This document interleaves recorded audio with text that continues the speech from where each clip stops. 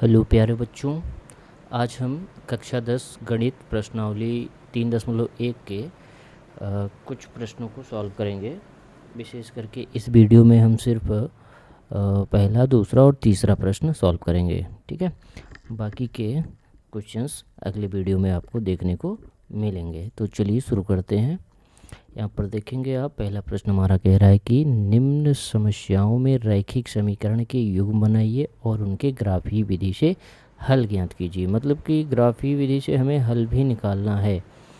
तो हल निकालने के लिए हमें क्या करना होता है, ग्राफ भी बनाना पड़ता है। जैसे कि दो इक्वेशन हमारे पास रहते थे, तो उन दोनों समीकरणों का हम x बराबर 0 तो y का मान निकालते थे, y बराबर 0 तो x का मान निकालते थे, और दोनों लाइन को ग्राफ में ड्रा कर देते थे। एक दूसरे को जहाँ पर काटते थे वह बिंदु के निर्देशांक x के मान और y के मान ही उस दोनों समीकरण के हल हुआ करते थे। तो बिल्कुल उसी तरीके से इसे भी सॉल्व करना है। बहुत कुछ खास नहीं है, आप इस चीज़ को हालांकि बताया जा चुका है आपको, तो फिर भी हम डिस्कस करते हैं। और प्रश्नावली के सभी प्रश्नों को सॉल्व किया जाएगा। ठीक है, सारे प्रश्न। तो देखो, कक्षा 10 के 10 विद्यार्थियों ने एक गणित की पहेली प्रतियोगिता में भाग लिया। यदि लड़कियों की संख्या लड़कों की संख्या से 4 अधिक हो तो प्रतियोगिता में भाग लिए लड़कों और लड़कियों की संख्या ज्ञात करनी है। इस पूरे कथन को, स्टेटमेंट को हम रैखिक समीकरण के रूप में सबसे पहले बनाएंगे। तो कैसे बनाएंगे, तो आप देखिए। सबसे पहले हम हल लेते हैं। एक मिनट, इसी की वजह से वीडियो लेट आई है। ये सारी चीज़ें सेटिंग करने में ना काफ़ी समय लग गया। हल देखो, माना सबसे पहले लिखा है लड़कियों की संख्या, तो सबसे लिखोगे लड़कियों की संख्या। माना लड़कियों की संख्या x, लड़कों की संख्या, लड़कों की संख्या बराबर y।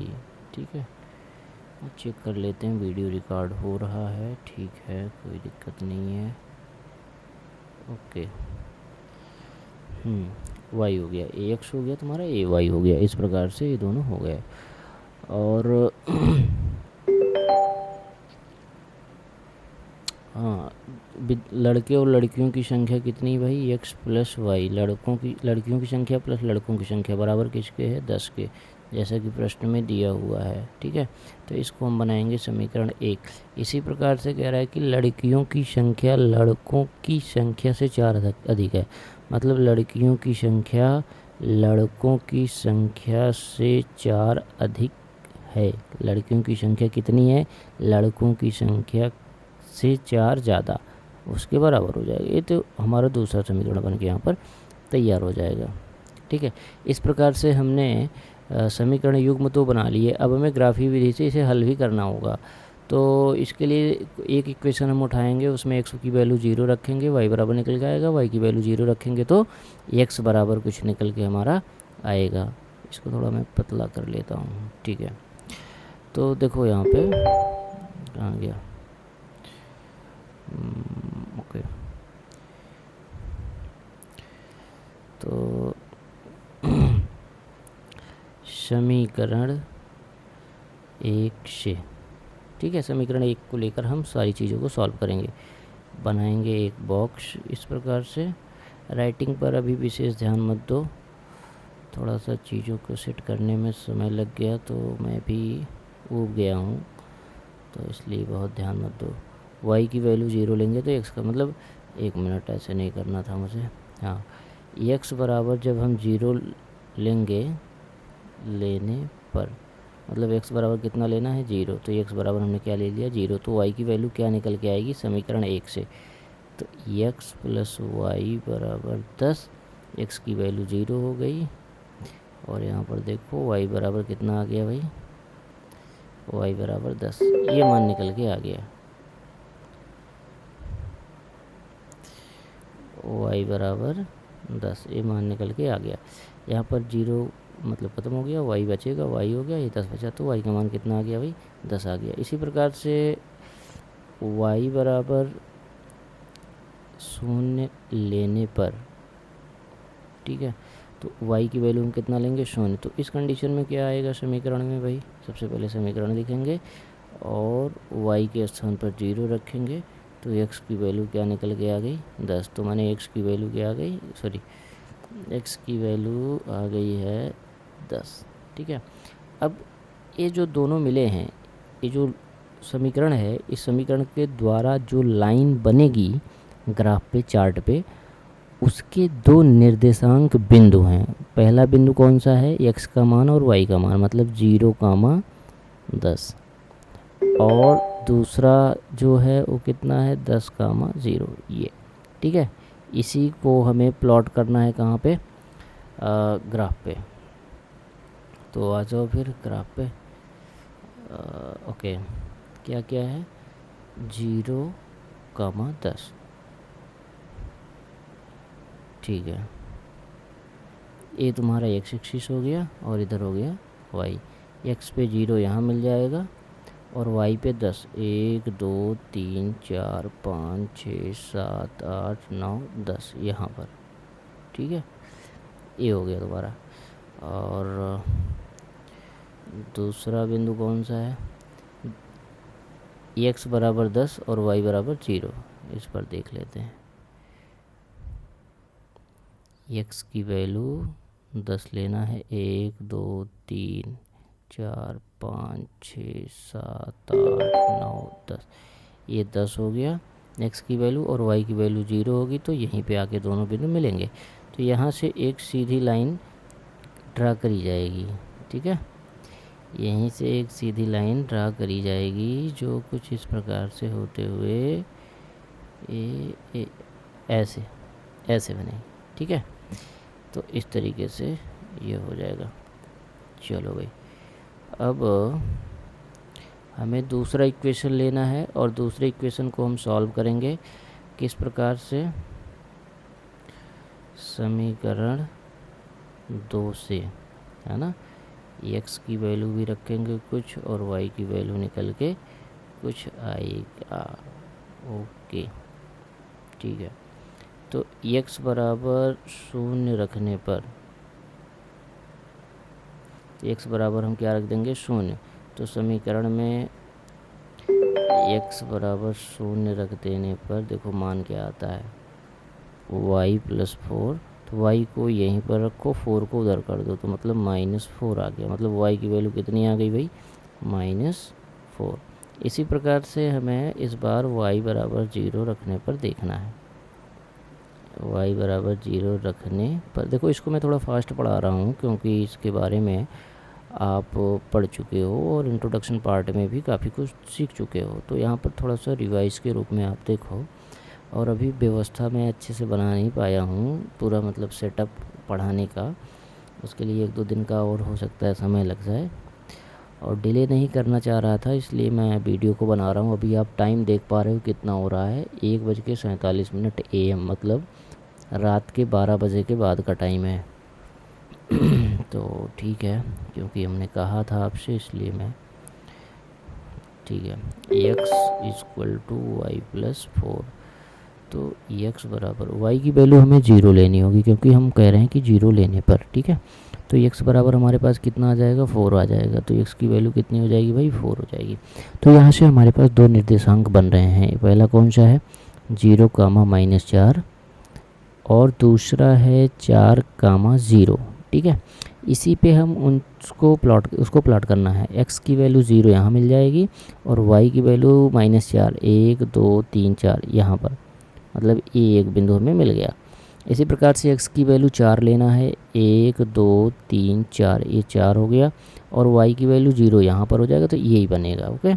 तो इस प्रकार से हमने बिंदु को आइडेंटिफाई कर लिया है, और अब क्या करेंगे हम, इसी से बिल्कुल ऐसे ऐसे करके प्लॉट कर देंगे, ठीक है। इस प्रकार से हमने बना दिया, ओके।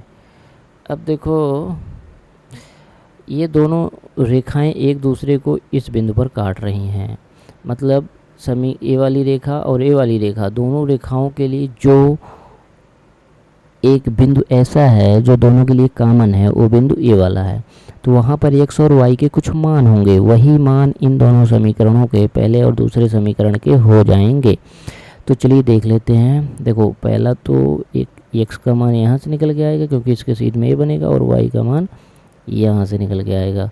तो 1 2 3 4 5 6 7, तो मतलब इस बिंदु के लिए x की वैल्यू कितनी हो गई 7, और इसी बिंदु के लिए y की वैल्यू 1 2 3, y की वैल्यू कितनी हो गई 3। ठीक है, तो इसमें देखोगे आप इन दोनों समीकरणों को हल करने के बाद हमारे पास जो x और y के मान निकल के आ रहे हैं वो कौन से मान हो गए, x बराबर 7 और y बराबर 3 होंगे। ठीक है, अब एक बार प्रश्न को देख लेते हैं। प्रश्न में इन्होंने कहा है कि भाई लड़के और लड़कियों की संख्या बतानी है। तो x की वैल्यू कितनी आई थी 7 और y की वैल्यू 4 आई थी, कितनी आई थी 1 मिनट, तो वही हमको देख लेना है। ठीक है, लड़कियों की संख्या x है, लड़कों की संख्या y है, 3 है। ओके, तो नीचे लिख दोगे आप लड़कियों की संख्या जो कि हमने x मान रखा है और बराबर कितना आ गया 7।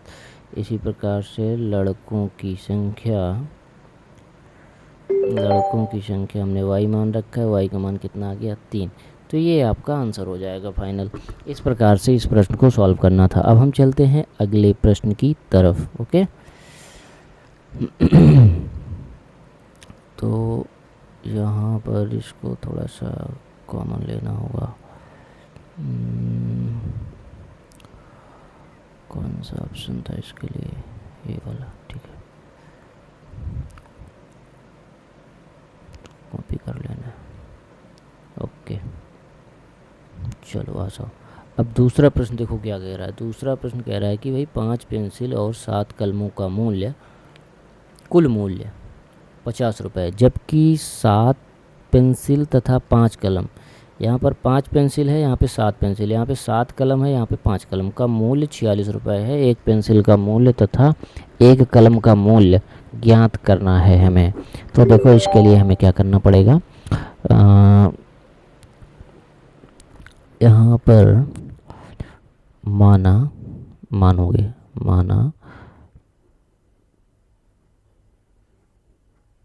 पेंसिलों की संख्या बराबर x और कलमों की संख्या बराबर y, ये मान लेना है हमें। ठीक है, उसके बाद कह रहे हैं कि भाई 5 पेंसिल, तो एक पेंसिल की नहीं 1 मिनट, पेंसिल की संख्या 5 पेंसिल, संख्या तो दिया है यार, 1 मिनट रुक जाना, 1 मिनट, मूल्य बताना है, संख्या तो दिया ही है। तो पेंसिलों का मूल्य है ना, पेंसिलों का मूल्य,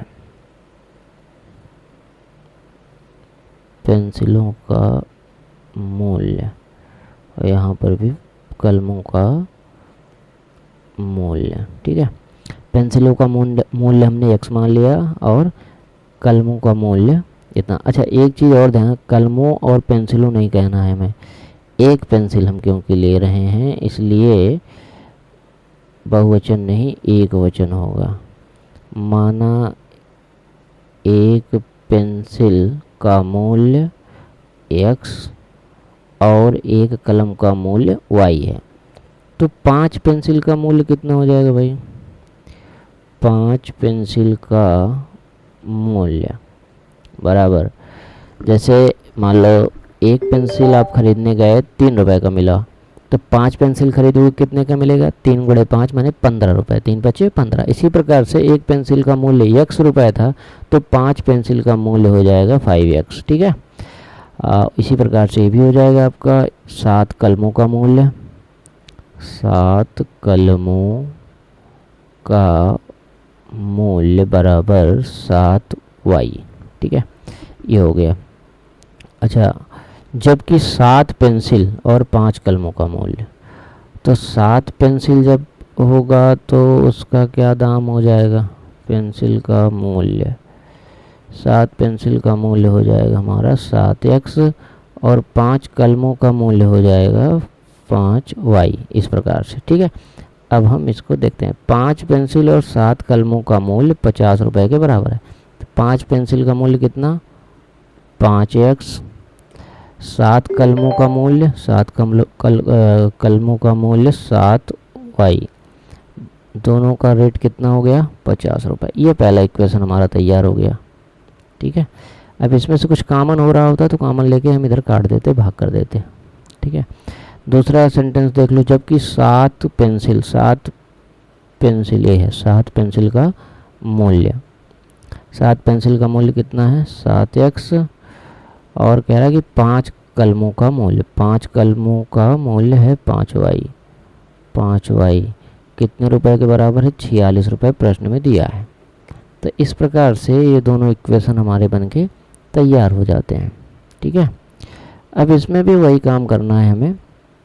इस समीकरण को लेना है, समीकरण 1 को x बराबर 0 करना है और चीज़ें करनी है। ठीक है, समीकरण 1 में तो x की वैल्यू रखेंगे और y की वैल्यू रखेंगे, और यहाँ से इन दोनों के मान निकल के कुछ ना कुछ आएंगे।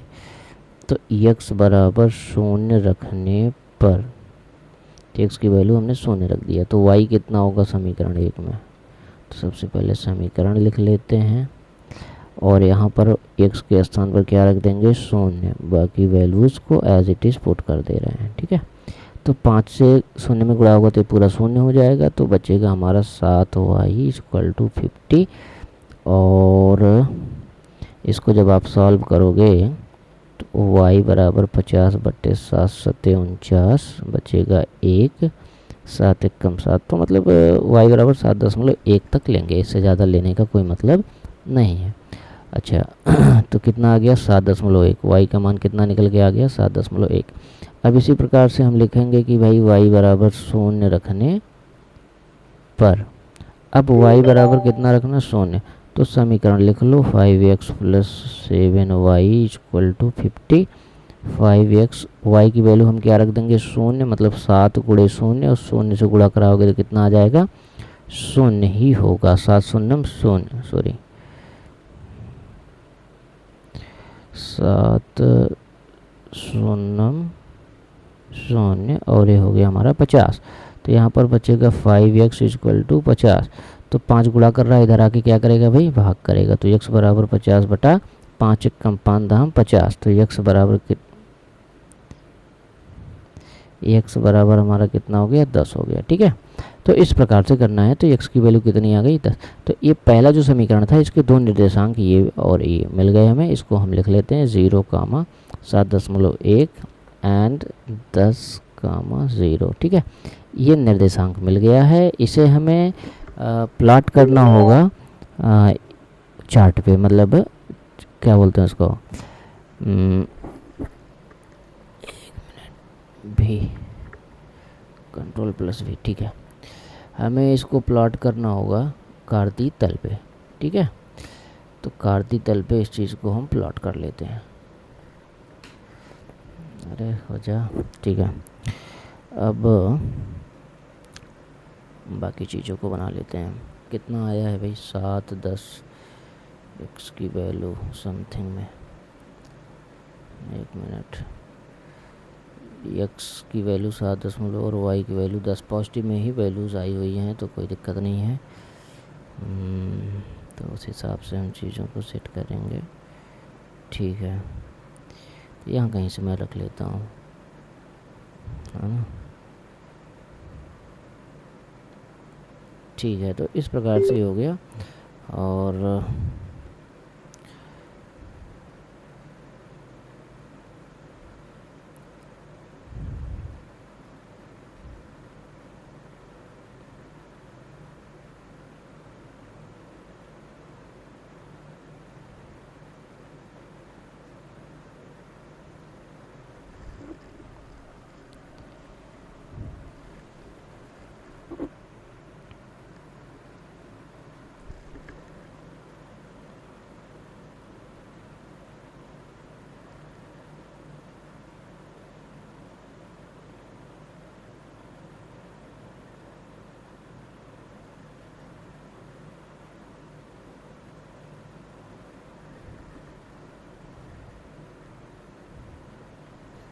ठीक है, इसको हमने नीचे कर लिया है तो देखने में हमें आसानी होगी।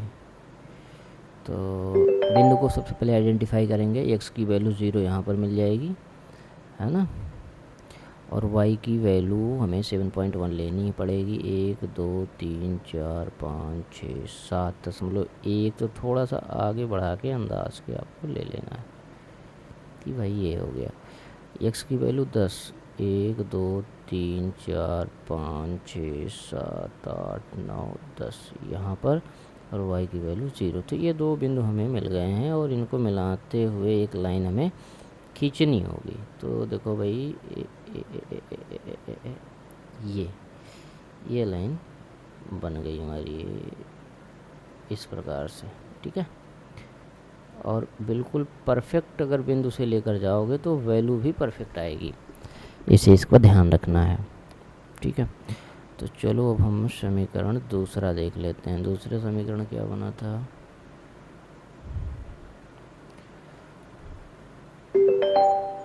समीकरण काफ़ी ऊपर लिखा हुआ है।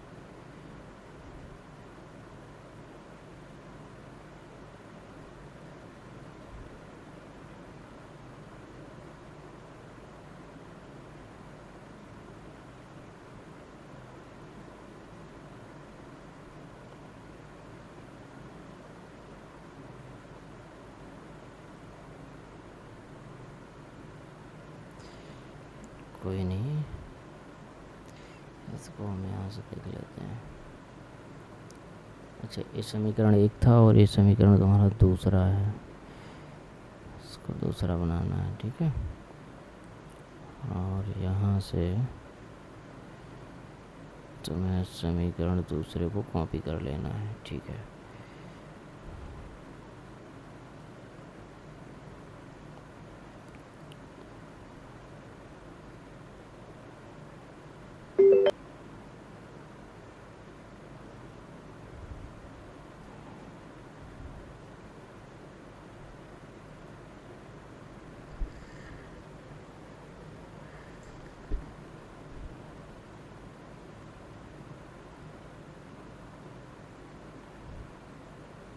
इधर समीकरण तो आ गया, ठीक है। अब हम करते हैं, इसमें भी लिखोगे समीकरण 2 से। देखो आप वहीं पर रखना क्योंकि हमने नाम दे दिया है समीकरण 2। यहाँ डिस्प्ले में चीज़ें शो नहीं हो पा रही हैं समीकरण क्या था, इसलिए मैं यहाँ लिख रहा हूँ, ठीक है।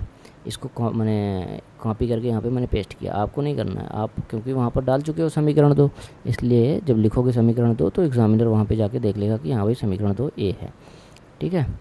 तो ठीक है, इतना हो गया, ये हो गया, ओके।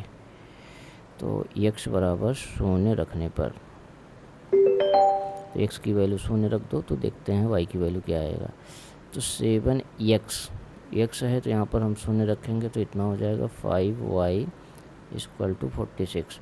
तो 5y बराबर 46, y equal to 46 divide by 5, 5 5 8 40, 5 9 45, बचेगा 1, 10 5 2 10, तो ये आ गया 9.2, है ना, 9.2। और इसी तरीके से हम लिखेंगे y इक्वल टू 0 रखने पर, तो y बराबर क्या रख दोगे 0, तो x की वैल्यू क्या बनेगी ये देखना है।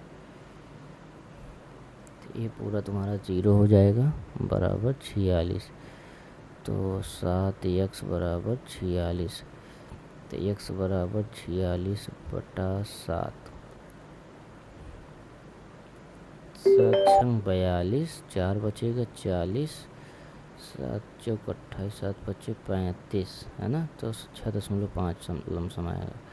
तो इस हिसाब से वैल्यूज़ निकल के आ जाएंगे। अब इसी दोनों वैल्यूज़ को हम इस चार्ट में पुट करेंगे। अच्छा, एक चीज़ ध्यान रखना है, यहाँ पर देखो हमने निर्देशांक नहीं लिखा, तो निर्देशांक लिख लेना ज़रूरी है, ठीक है। और दूसरा 6.50 हो जाएगा इस प्रकार से, ठीक है। तो x बराबर 0 और y बराबर 9, तो x बराबर 7 यहाँ आया था, 8 9, तो कहीं ना कहीं ए बिंदु मिलेगा हमें, ठीक है।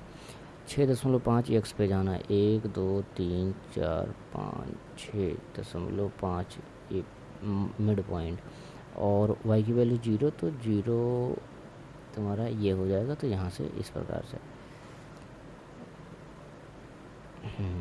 ठीक है। आई होप समझ में आ रहा होगा, है ना, इसमें कुछ बहुत कठिन नहीं है क्योंकि आप इसको कर चुके हो, तो इसलिए ठीक है। देखो एक दूसरे को किस बिंदु पर काट रहे हैं, ये जो भी बिंदु निकल के आ रहा है, ये जो भी बिंदु निकल के आ रहा है वही आपका क्या हो जाएगा, इसका हल हो जाएगा। ठीक है, तो इस प्रकार से इस प्रश्न को हल करना था।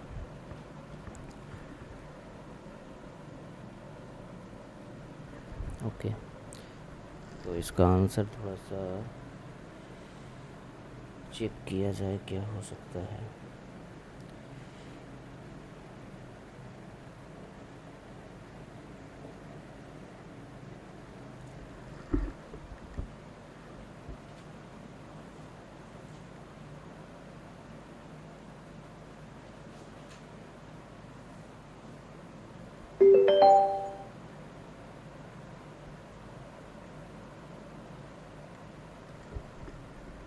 एक दो तीन चार पाँच, ठीक है। तो क्योंकि पॉइंट में चीज़ें हैं तो ये कहाँ एक दूसरे को काट रही हैं, तो थोड़ा कंफर्म करना ज़रूरी है। स्केल से सीधा बनाओगे तो एग्जैक्ट आएगा। तो एक दो तीन, तो यहाँ पर एक्स की वैल्यू कितनी आ गई, 3, और 1 2 3 4 5, वाई की वैल्यू कितनी आ जाएगी, 5। तो मतलब एक्स हमने क्या मान रखा था भाई, एक्स हमारा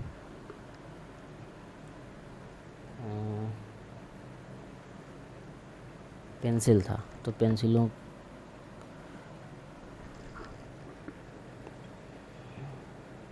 तो एक पेंसिल का मूल्य है ना, एक पेंसिल का मूल्य एक्स हमने लिया था जो कि किसके बराबर है, 3 है, तो 3 रुपये हो गया। एक कलम का मूल्य जो कि वाई हम मान रहे थे वो कितना है, 5 है, तो 5 रुपये होगा। तो इस हिसाब से तुम्हें आंसर इसका निकालना होगा। ठीक है, ओके। चलो अब हम चलते हैं अगले प्रश्न की तरफ।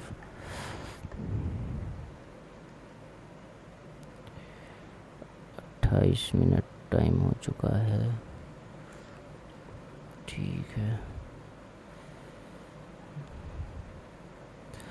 चलो भाई अगले प्रश्न की तरफ हम आ जाते हैं। यहाँ पर देखोगे अनुपात A1/A2, B1/B2 और C1/C2 की तुलना कर ज्ञात कीजिए कि निम्न समीकरण युग्म द्वारा निरूपित रेखाएं एक युग्म पर प्रतिच्छेद करती हैं, समांतर हैं अथवा संपाती हैं। जैसे कि आपको पता होगा कि A1/A2 है ना, थोड़ा सा डिटेल देख लो। A1/A2 not equal to B1/B2। अगर ऐसा है तो इसका मतलब एक बिंदु पर प्रतिच्छेद करता है। कितने बिंदु पर, एक बिंदु पर। और अगर A1/A2 बराबर B1/B2 बराबर C1/C2 इस प्रकार से है तो इसका मतलब संपाती है। मतलब कि एक ही रेखा के ऊपर दूसरी रेखा भी गई हुई है, बिल्कुल उसी के ऊपर। ठीक है, ये होगा यहाँ पर एक बिंदु पर। और अगर A1/A2 equal to B1/B2 not equal to C1/C2 है तो इसका मतलब एक लाइन दूसरी लाइन की समांतर है। तो इन दोनों इक्वेशन को लेकर हमें यही चेक करना है इन तीनों में से कौन सा कंडीशन बन रहा है। तो इसी को हम चेक करने वाले हैं। ठीक है, तो एक एक करके इसके कुल लगभग 3 खंड हैं, तीनों खंड सॉल्व करके चेक करना है कि कौन सा रिलेशन निकल के आ रहा है। तो सबसे पहले आप देखो, पहला इक्वेशन यहाँ लिखा हुआ है और दूसरा इक्वेशन यहाँ लिखा है। ठीक है, क्या ये इक्वेशन दो चर वाले रैखिक समीकरण के रूप में लिखे हैं? हाँ लिखे हैं, क्योंकि दो चर वाला जो रैखिक समीकरण होता है उसका जो मानक रूप है वो क्या है हमारा, ax plus B Y plus C बराबर 0। क्योंकि दो समीकरण है इसलिए इसको हम एक एक बनाएंगे। ये पहला समीकरण हो गया। और दूसरा हमारा a2x plus b2y plus c2 बराबर 0। तो यहाँ पर जो पहला इक्वेशन लिखा हुआ है उसको पहले वाले से कंपेयर कराएंगे, तुलना कराएंगे। x और x को छोड़ देंगे, a1 के स्थान पर इसमें क्या मिल जाएगा हमें 5, तो a1 इक्वल टू 5। ठीक है, इसी प्रकार से y और y को छोड़ देंगे तो b1 के स्थान पर इस इक्वेशन से तुलना कराओगे तो क्या मिल जाएगा हमें -4। और इसी प्रकार से c1 यहाँ पर जितना लिखा रहेगा ये पूरा हो जाएगा, क्योंकि c1 से x या y कोई भी गुणा नहीं कर रहे हैं, तो c1 की वैल्यू हो जाएगी 8। इस प्रकार से हो गया। अब a2 है, तो ये आपका पहला इक्वेशन था और ये वाला कौन सा है, दूसरा इक्वेशन है। तो दूसरे इक्वेशन के लिए हम यहाँ से तुलना कराएंगे। तो अब आप बताओ a2 की वैल्यू कितनी होनी चाहिए, 7 होगी, क्योंकि x यहाँ पर भी है, x यहाँ पर, x को हटाएंगे मतलब इग्नोर कर देंगे, a2 के स्थान पर क्या लिखा है 7। इसी प्रकार से b2 के स्थान पर 6 लिखा है और c2 के स्थान पर -9 लिखा हुआ है। अब हमें कंपेयर करा लेना है भाई, a1 बटा a2 कितना आएगा, a1 की वैल्यू 5 है, a2 की वैल्यू 7 है। ठीक है, ये पहला हमें a1 बटा a2 मिल गया। इसी प्रकार से b1 बटा b2 चेक करेंगे हम। b1 की वैल्यू -4 है और b2 की वैल्यू 6 है, इसको काटोगे तो माइनस तो रहेगा ही, 2 दूनी 4, 2 तिहाई 6, तो मतलब b1 बटा b2 बराबर -2 बटा 3। इस प्रकार से ये भी निकल के आ गया। अब हम चेक करेंगे c1 बटा c2 क्या होगा हमारा, c1 8 है और c2 कितना है -9 है। फाइनली अगर हम कहें तो c1 बटा c2 इक्वल टू -8/9। इस प्रकार से चीज़ें मिली हुई हैं। तो अब देखो क्या ये एक दूसरे के बराबर आ रही हैं, है ना। हमारे पास जो तीनों थ्योरम हैं उन तीनों में से कौन सा यहाँ पर अप्लाई होगा, तो कहीं ना कहीं हम देखेंगे a1 बटा a2 not equal to b1 बटा b2 बराबर है। देखो a1 बटा a2 b1 बटा b2, ये वैल्यूज़ एक दूसरे के बराबर हैं, नहीं बराबर हैं। इसका मतलब पहला जो स्टेटमेंट है हमारा वो मैच हो रहा है, अर्थात यहाँ पर लिखोगे, अर्थात दोनों रेखाएं एक बिंदु पर एक दूसरे को काटेंगी। ठीक है, इस प्रकार से कर देना है हमें।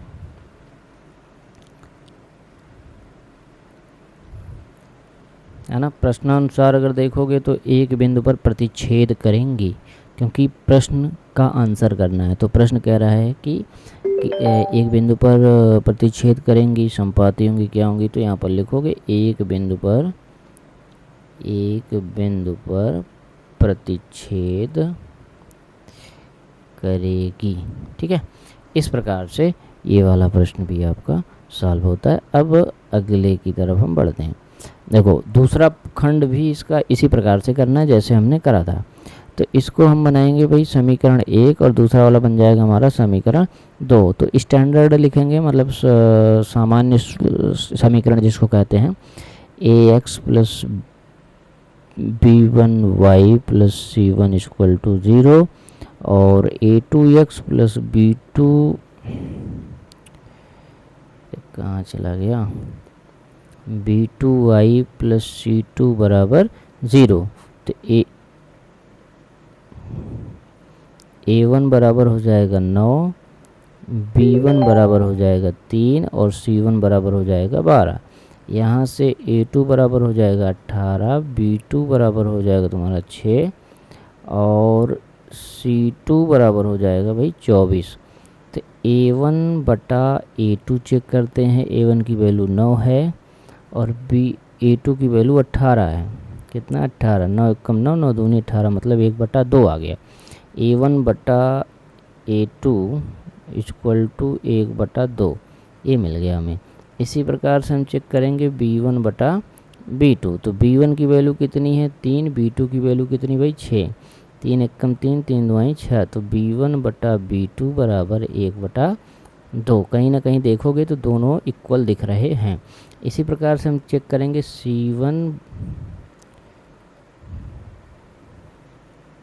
C1 बटा C2। तो C1 की वैल्यू है 12 और C2 की वैल्यू है 24। 12 एकम 12, 12 दूनी 24। तो C1 बटा C2 बराबर 1/2। तो यहाँ पर आप देखोगे A1 बटा A2 बराबर B1 बटा B2 बराबर C1 बटा C2 हमें देखने को मिल रहा है। इसका मतलब हमारा जो दूसरा स्टेटमेंट है कि A1 बटा A2 बराबर B1 बटा B2 बराबर C1 बटा C2, तो रेखाएं एक दूसरे के संपाती होंगी। रेखाएं एक दूसरे पर संपाती होंगी। संपाती का मतलब एक दूसरे के ऊपर होंगी, तो अनेक हल मिलेंगे क्योंकि बहुत सारे बिंदुओं पर एक दूसरे को छू रहे हैं। ठीक है, चलो अब हम इसका अगला पार्ट और तीसरा पार्ट देखते हैं। इसको हम समीकरण 1 बनाएंगे और इसे समीकरण 2 बनाएंगे। तो मानक रूप A1x plus B1y plus C1 बराबर 0, A2x plus B2y plus C2 बराबर 0 हो गया। तो A1 की वैल्यू 6, B1 की वैल्यू -3, C1 की वैल्यू 10। इसी प्रकार से A2 की वैल्यू 2 और B2 की वैल्यू -1, क्योंकि y और y को जब छोड़ दोगे तो यहाँ पर -1 y के साथ गुणा कर रहा है, इसलिए यहाँ पर आप कहोगे सर 1 यहाँ पर नहीं लिखा है, तो 1 मल्टीप्लाई कराओगे तो बातें वही रहेंगी। ठीक है, इसलिए इस पर हम कई बार आपको बता चुके हैं। तो C2 की वैल्यू यहाँ पर 9 हो जाएगा। तो तीनों कंडीशंस को हम देख लेते हैं। A1 बटा A2, A1 की वैल्यू 6, A2 की वैल्यू 2, 2 एकम 2, 2 3 6, मैंने 3 आ गया। A1 बटा A2 बराबर 3, ये पहली स्थिति मिल गई। B1 बटा B2 देख लेते हैं। B1 की वैल्यू -3, B2 की वैल्यू -1, माइनस से माइनस कट गया। B1 बटा B2 बराबर 3, ये दूसरी स्थिति मिल गई। C1 बटा C2 चेक करते हैं। C1 की वैल्यू 10, C2 की वैल्यू 9 और इतना हो जाएगा। तो यहाँ पर हमें देखने को मिल रहा है ये दोनों इक्वल तो हैं, लेकिन तीसरा वाला इक्वल नहीं है। मतलब A1 बटा A2 इक्वल टू B1 बटा B2 not equal to C1 बटा C2 देखने को मिला, जो कि तीसरा कंडीशन है। इसमें इसके आधार पर हम कह सकते हैं कि अतः दोनों रेखाएं एक दूसरे के समांतर होंगी। ठीक है, एक दूसरे के क्या होंगी? समांतर होंगे। इस प्रकार से ये चीज़ आपका हो जाता है। ठीक है, तो दूसरा प्रश्न यहाँ पर फिनिश होता है। अब हम अगले प्रश्न पे चलते हैं। लगभग 38 मिनट्स वीडियो रिकॉर्ड हो चुका है, तो इसमें टोटल 5 खंड हैं, इसको फिनिश करेंगे। ठीक है, चलिए। अनुपात A1 बटा A2, B1 बटा B2 और C1 बटा C2 की तुलना कर ज्ञात कीजिए कि निम्न रैखिक समीकरणों के युग्म संगत हैं या असंगत हैं। संगत हैं या असंगत मतलब क्या है? संगत मतलब साथ, असंगत माने जिसके साथ न हो। संगत ये शब्द लेके कंफ्यूज नहीं होना है, इस बात का विशेष ध्यान रखना, क्योंकि कंफ्यूजन बहुत ज़्यादा होता है ना। संगत शब्द का मतलब जो साथ में हो, असंगत माने जो साथ में ना हो। देखो, दो कंडीशन बनता है जब रेखाएं एक दूसरे के साथ होंगी। ये दोनों रेखाएं एक दूसरे के साथ हैं,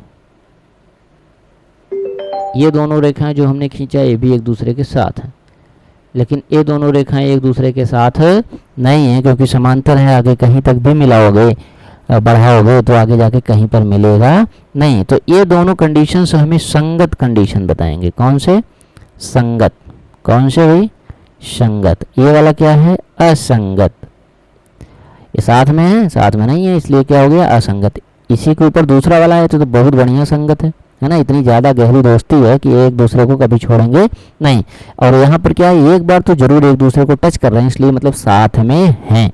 तो संगत और असंगत इस प्रकार से आपको सोचना है। कन्फ्यूज़न बिल्कुल भी नहीं क्रिएट करना है, चीज़ों को शब्दों के आधार पर समझना है। ओके ओके, तो देखो अब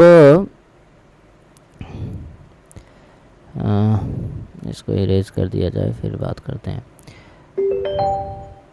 देखो अब जो है हमें इस तरीके, जैसे अभी पिछले वाले क्वेश्चन में हमने किया उसी तरीके से हम करके फाइंड करेंगे भाई कौन सा संगत है कौन सा असंगत है।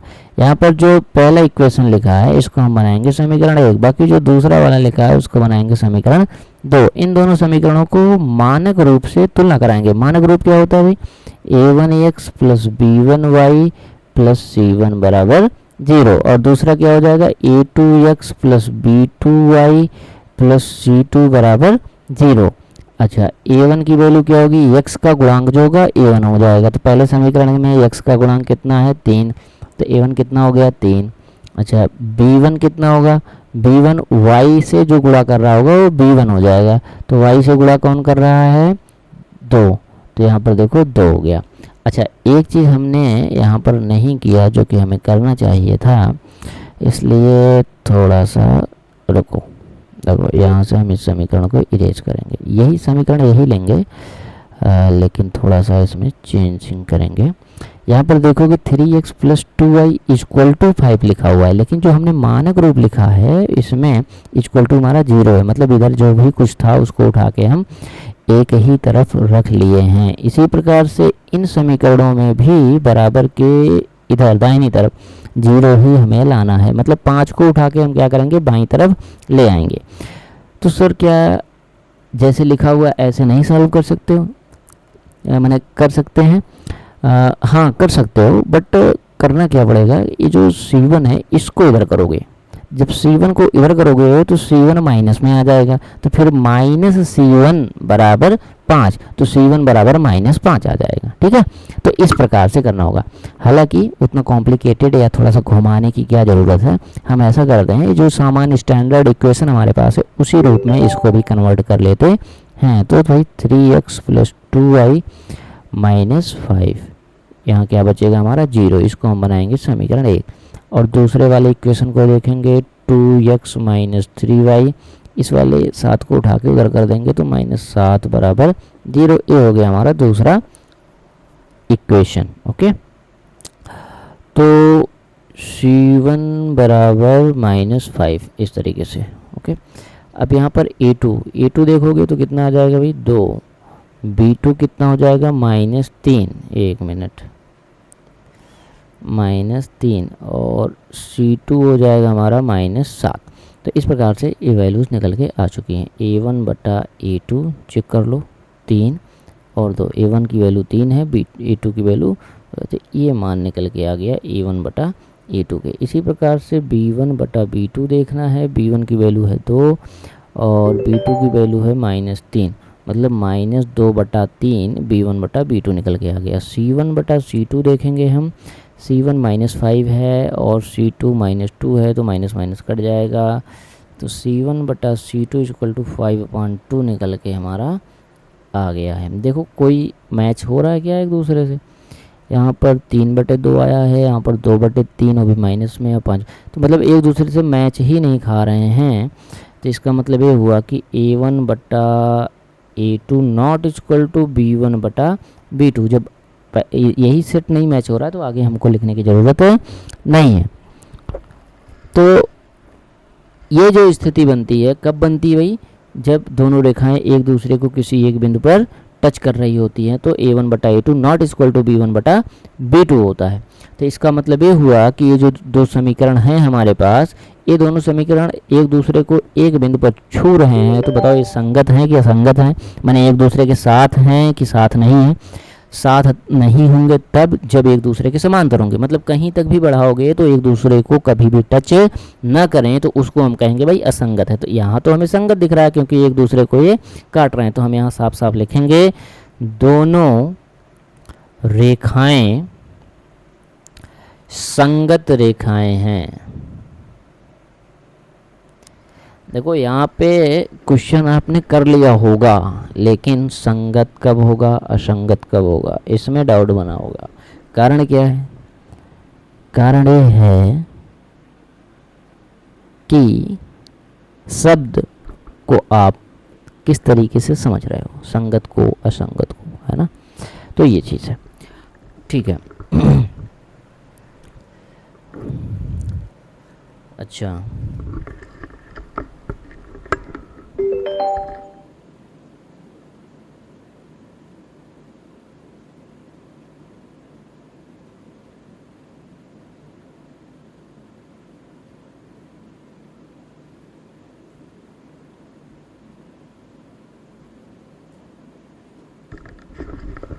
चलिए अब हम अगले क्वेश्चन की तरफ बढ़ते हैं। अगला क्वेश्चन हमारा ये है, यहाँ पर भी देखोगे बराबर की इधर 8 लिखा हुआ है, बराबर की इधर 9 लिखा हुआ है, तो इसको हम पहले सही करेंगे। तो 2x minus 3y minus 8 equal to 0, इसको बनाएंगे समीकरण 1। दूसरा हो जाएगा हमारा 4x minus 6y minus 9 equal to 0, इसको बनाएंगे समीकरण 2।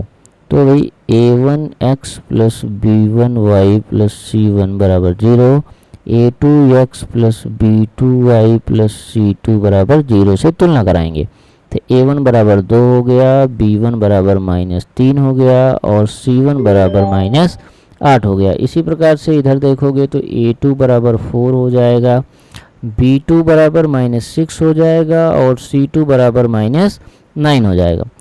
a1 बटा a2 कितना होगा, 2/4, मतलब 2 1 कम 2, 2 दूनी 4। तो a1 बटा a2 बराबर 1/2, ये चीज़ निकल के आ गया। अच्छा, b1 बटा b2 देख लेते हैं। -3 -6, माइनस से माइनस कट गया, 3 1 कम 3, 3 दूनी 6, मतलब 1/2। तो b1 बटे b2 बराबर आ गया हमारा 1/2। कितना आ गया भाई, 1/2। कहीं ना कहीं देखोगे a1 बटा a2, b1 बटा b2 एक दूसरे के बराबर हो गए। इसी प्रकार से हम c1 बटा c2 चेक करेंगे। -8 डिवाइड बाई -9, माइनस से माइनस कट जाएगा। c1 बटा c2 बराबर 8/9। इस प्रकार से चीज़ों को हम लिख देंगे। यहाँ पर हम देखेंगे a1 बटा a2 बराबर है b1 बटा b2 के, लेकिन नहीं बराबर है किसके, c1 बटा c2 के। तो ये कौन सी स्थिति हमारी बन रही है, तीसरी स्थिति बन रही है। तीसरी स्थिति में हम जानते हैं कि रेखाएं एक दूसरे की क्या होंगी, समांतर। देखो समांतर खींचना चाहिए, ये थोड़ा सा असमांतर हो गया है, तो समांतर हो गया। तो बढ़ाओगे आगे तो नहीं मिलेगा, अर्थात असंगत होंगी, असंगत रेखाएं होंगी, ठीक है। इसी प्रकार से अगले क्वेश्चन की तरफ हम आ जाते हैं। इसे भी हम थोड़ा सा सुधारेंगे। इसमें संख्या वैल्यूज़ थोड़ी बड़ी बड़ी हैं तो ध्यान देना होगा। समीकरण 1 बन गया 9x माइनस 10 y माइनस 14, क्योंकि 14 को बाईं साइड लाओगे तो साइन माने चिन्ह चेंज हो जाएगा। इसे हम तुलना कराएंगे a1x plus b1y plus c1 बराबर 0 से, और इसको a2x plus b2y plus c2 बराबर 0। अच्छा, दिमाग में एक चीज़ और आ रहा होगा कि सर ये वाला इक्वेशन पहले लिखा हुआ है तो क्या इसको हम a1 से ही कराएंगे, a2 से नहीं करा सकते।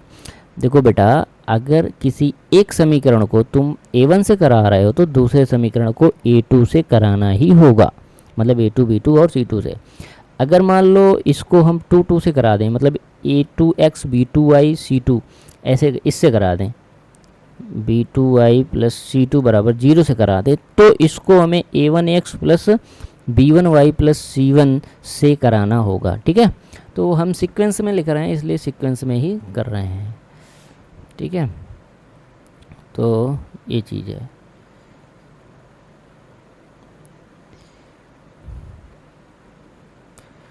तो इसको इरेज कर दिया जाए, ओके। चलो, a1 की वैल्यू कितनी आ गई भाई, 23, b2 की सॉरी b1 है यार, b1 की वैल्यू कितनी आ गई 35, और c1 की वैल्यू कितनी आ गई -7। इसी प्रकार से a2 बराबर आपका 9 हो जाएगा, b2 बराबर -10 हो जाएगा और c2 बराबर -14 हो जाएगा। तो a1 बटा a2, a1 की वैल्यू कितनी 23, a2 की वैल्यू कितनी 9। तो क्या ये कटेंगे, नहीं कटेंगे, तो इसको एज इट इज़ रखना ही पड़ेगा, ठीक है। b1 बटा b2 कर लेते हैं। b1 की वैल्यू 35 और b2 की वैल्यू -10, तो भाई ये कटेगा, हाँ कटेगा, 1 मिनट काट दो इसको। 5 सत्ते 35, 5 दूनी 10, माने B1/B2 बराबर 7/2 माइनस में ए। अभी भी अगर आप देखोगे तो इसमें A1/A2 not equal to B1/B2, तो ये कंडीशन हमें देखने को मिल गया। तो इसमें कौन सी स्थिति बन रही है? पहली वाली स्थिति बन रही है कि भाई समीकरण दोनों रेखाएं एक दूसरे को एक बिंदु पर काटेंगी। तो इसका मतलब हो गया कि रेखाएं कैसी होंगी? रेखाएं संगत होंगी। ठीक है। अब आपके दिमाग में एक प्रश्न और आ रहा होगा कि सर पिछले क्वेश्चन में यही कंडीशन बनी थी कि A1/A2 not equal to B1/B2, आपने C1/C2 भी निकाला था, इस बार क्यों नहीं निकाल रहे हो? तो कोई बात नहीं बेटा, नहीं निकाल रहा हूँ। क्यों? क्योंकि हमारे पास जो 3 कंडीशन है उसमें पहला कंडीशन हमारा मैच हो गया, इसलिए हमने नहीं निकाला। अगर निकाल लें तो क्या गलत हो जाएगा? नहीं, गलत नहीं होगा, कोई दिक्कत नहीं है। ठीक है, उसमें आपने निकाला, इसमें क्यों नहीं? बस ऐसे ही निकाल दिया फ्लो में, है ना। क्या वो गलत है? नहीं, वो भी सही है। अगर नहीं निकालते उस प्रश्न में तब भी सही था, और निकाल लिया तब भी सही है, कोई दिक्कत नहीं है। ठीक है, तो इस तरीके से तो ये भी प्रश्न आई होप आपको समझ में आ गया होगा। चलो भाई अगले प्रश्न की तरफ चलते हैं। हम इसको बनाएंगे अच्छे से। 5x minus 3y minus 11 equal to 0, ये समीकरण पहला ठीक ठाक कंडीशन में आ चुका है। Minus 10x plus 6y minus 22 है, इधर आके हो जाएगा प्लस 22 इक्वल टू 0, इसको हम बना देंगे समीकरण दूसरा। अच्छा 1 मिनट, थोड़ा सा इसमें कुछ कर तो नहीं रहा था? नहीं, ओके ठीक है। हाँ, इसको हम A1x plus B1y plus C1 बराबर 0 से तुलना कराएंगे, और इसे A2x plus B2y plus C2 बराबर 0 से तुलना कराने पर A1 बराबर कितना हो जाएगा? 5, B1 बराबर कितना हो जाएगा? -3, और C1 बराबर हो जाएगा -11। A2 बराबर हो जाएगा -10, B2 बराबर हो जाएगा 6, और C2 बराबर हो जाएगा 22। तो A1/A2 अगर देखा जाए तो 5/-10, 5 एकम 5, 5 दुआएँ 10, मतलब -1/2।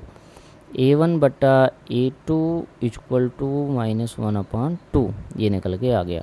इसी प्रकार से B1/B2 हमें देखना होगा। B1 की वैल्यू -3, B2 की वैल्यू 6, 3 1 जा 3 2 जा, ओके। -1/2 मतलब B1/B2 बराबर हो गया, यहाँ पर देखो छोटा सा ही कुछ आ गया है, ओके। तो B1 की वैल्यू B1/B2 कितना आ गया भाई? -1/2। अब हमें देखना है C1/C2। तो C1 की वैल्यू कितनी है? -11। C2 की वैल्यू कितनी है? 22। तो 11 दूनी 22, मतलब -1/2। ये भी मैच हो गया है। ठीक है, तीनों मैच हो गए। मतलब कि अगर हम कहें कि भाई A1/A2 बराबर है B1/B2 के, बराबर है C1/C2 के, ऐसा कब संभव है? जब दोनों इक्वेशन एक ही होंगे। मतलब कि ऐसा तब संभव है जब एक के ऊपर दूसरा इक्वेशन होता है। तो क्या बताओ, ये दोनों रेखाएं संगत हैं कि असंगत? भैया संगत हैं, साथ में ही हैं, एक पल भी किसी को छोड़ नहीं रहे हैं। उसमें तो एक ही बिंदु पर साथ पे थे, यहाँ पर हर बिंदु पर साथ में हैं, तो इसको हम संगत ही लिखेंगे। ठीक है, ओके। अगला प्रश्न है आपका ये, इसको सॉल्व करते हैं। सबसे पहले इसको बनाएंगे हम। 34x plus 2y minus 8 equal to 0, समीकरण 1 हो गया। 2x plus 3y minus 12 equal to 0, इसको बनाएंगे हम equation 2। Compare with A1x plus B1y plus C1 equal to 0 and this is a 2x plus b2y plus c2 is equal to 0. Now a1 is equal to 34, b1 is equal to 2 and c1 is equal to -8.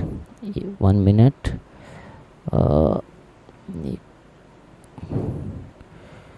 -11, okay ठीक है